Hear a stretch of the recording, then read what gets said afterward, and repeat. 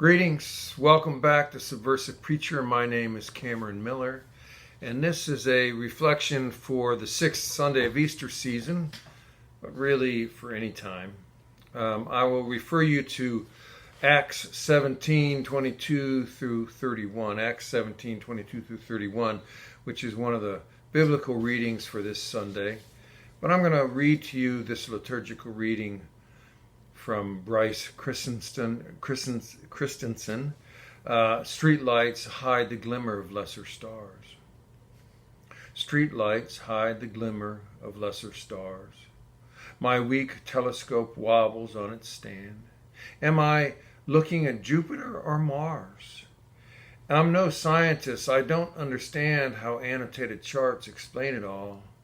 Scant clue for me in the old stories, textbooks, fables faded into bare recall. Pegasus, Perseus, and Pleiades. Can unschooled astronomy stir a spark of soul fire quenched by suburban routine? Furtive escapists, I peer through the dark above a mortgaged world. God's lamps still shine. Inside or out, we don't really care. Just somewhere we imagine we would like to be touched by the holy, or at least to feel some kind of solid presence in the grasp of our needing, wanting, pleading to know fingers. But when we look outside for God, beyond ourselves, streetlights hide the glimmer of those cosmic stars, and though we know that above our mortgaged world God's lamps still shine, there is too much neon and laser light between us to see. Likewise, when we cast our search within ourselves, the darkness is daunting. We grope for the one in whom we live and move and have our being. But whoever or whatever the voice of the holy is, it has to compete with an awful lot of screaming memes inside of us.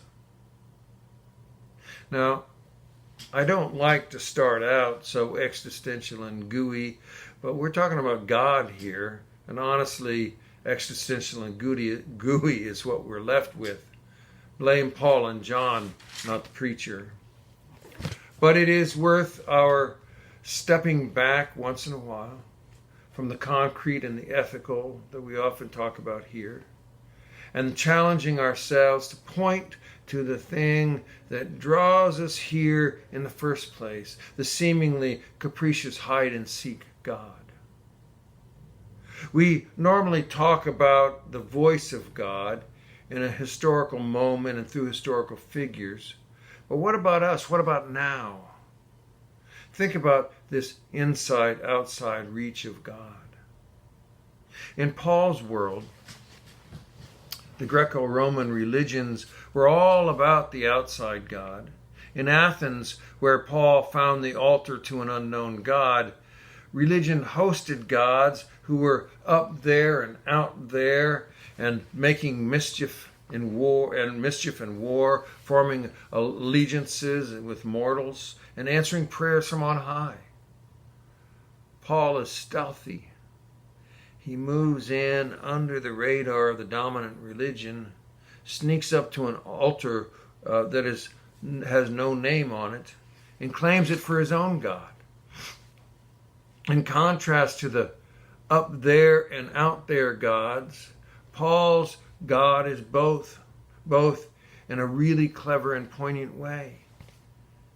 In God, Paul says, we live and move and have our being, which itself is a line of poetry from a Greek poet. But think about that for a moment, and better yet, if you can, feel it.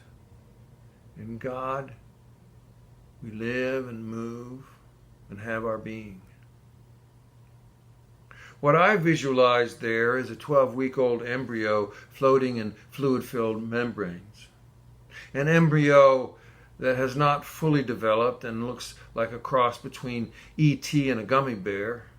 a thumb-sized creature that lives and moves and has its being within the jellyfish-like veil surrounded by liquids and veins and harbored in the darkness of the human body.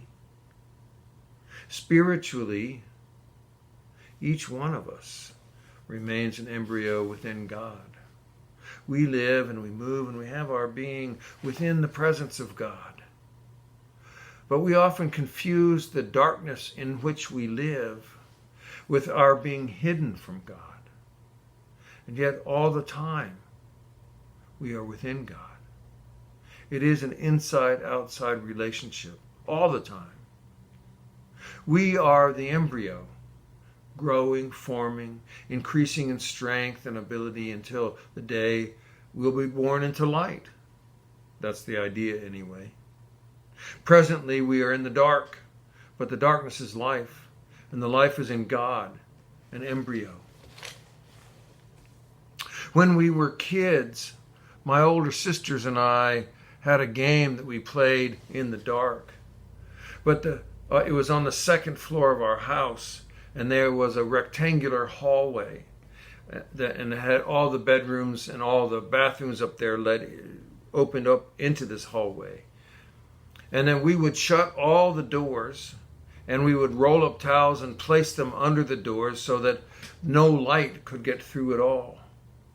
Whoever was it was then blindfolded and twirled around until dizzy. Its task was to catch each other person, identify who they were, and place them in the center of the hall where they had to stay till the end of the game. We played this game for what seems like hours and hours, running around and screaming on the soft carpeted floor, giggling and bumping into each other and taunting the kid who was it. It was especially fun to get the it to run smack into the wall. When my mom was at home, we would add pillows to the game. I can remember that sensation of swinging mightily into the darkness and missing the target so that the force of my own swing brought me down to the floor with a thump. We've all experienced bumping around in the dark. When a circuit is tripped and the flashlight doesn't work and you feel your way to the basement.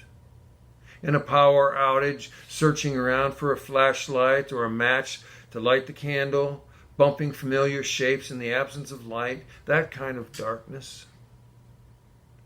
In God, we live and move and have our being, groping in the darkness for the one in whom we actually live, and yet we also say, who actually lives within us. What I'm trying to evoke here is this tension that we live in between wanting to pierce the veil and know the God who is beyond us, while also wanting to reach in and touch the presence of the God inside of us.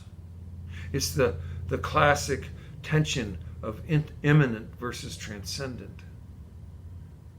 But it's not an either-or game. Even though our religious traditions often emphasize one at the expense of the other and polarize them.